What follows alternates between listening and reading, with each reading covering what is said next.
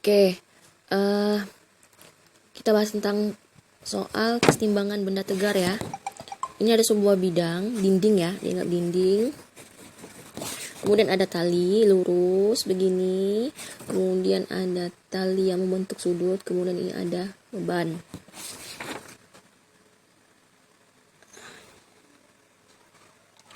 Beban itu kita misalnya 30 kilo ya. Oke. Ketika benda digantung seperti ini, otomatis dia agak tegang ya. Kalau agak tegang, maka kita gambarkan tegangannya seperti ini. Oke. Nah, ini membentuk sudut 30 derajat. Ini T1, ini T2. Oke. Kalau benda seperti ini apakah dia akan berputar? Tentu tidak kan? Maka syaratnya sigma F sama dengan 0. Jika tidak ada gaya yang bekerja, tidak ada yang nyenggol, tidak ada yang narik, tidak ada yang dorong, maka dia akan tetap diam kan? Nah, maka gayanya itu sama dengan 0. Total gayanya itu sama dengan 0. Oke, biasanya soal itu menanyakan berapa T1 dan berapa nilai T2. Oke. Nah, untuk yang pertama kali kamu terus dulu diketahui apa? M sama dengan 30 kilo. Kemudian T1 nggak ada.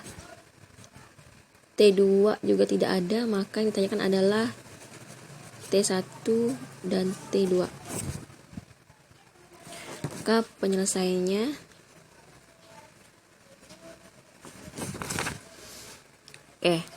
sekarang kita lihat yang membentuk sudut apa? T1 ya. Yang membentuk sudut adalah T1. Maka kamu harus uraikan dulu terhadap sumbu X dan sumbu Y.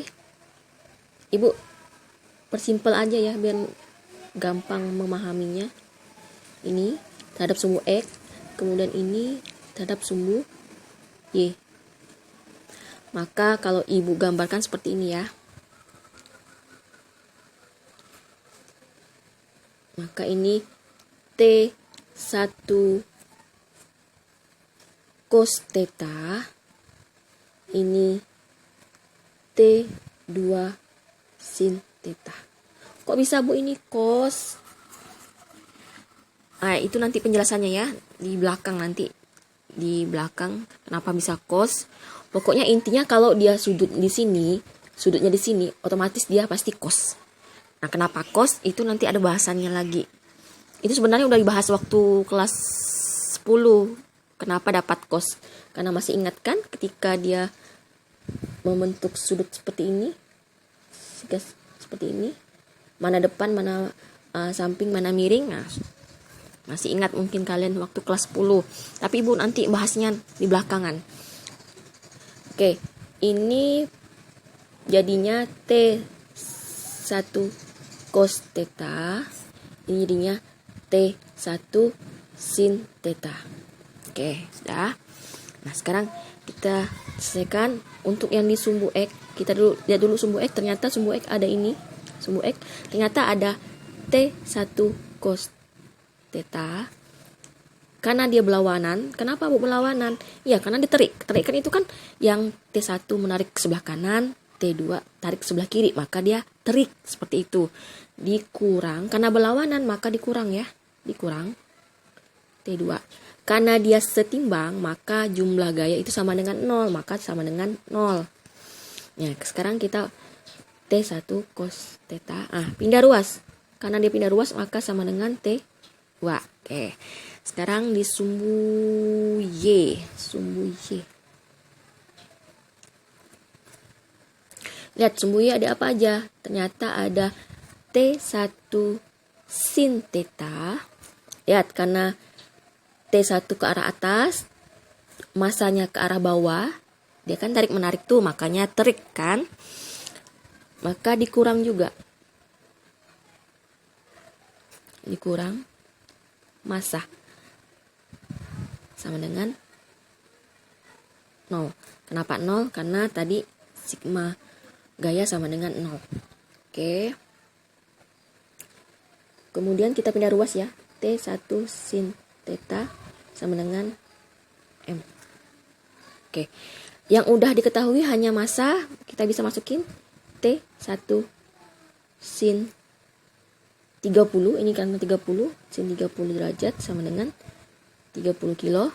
Maka T1 setengah sama dengan 30. Kenapa setengah? Karena sin 30 ya.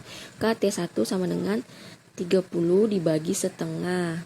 Berarti sama dengan 60. Kenapa dapat 60? Masa nggak tahu kan? Ini kan tinggal dibalik ya. Betul. Oke, T1 sudah ketemu, maka tinggal T2. Ya. T1-nya ini sudah ada 60, tinggal masukin. 60 cos 30 sama dengan T2.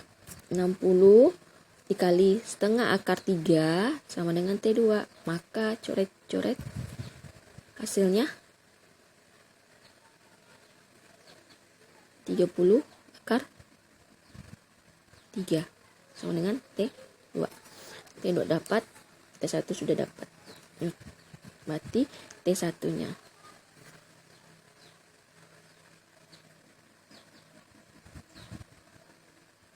60 Newton, T2 30 akar 3 Newton.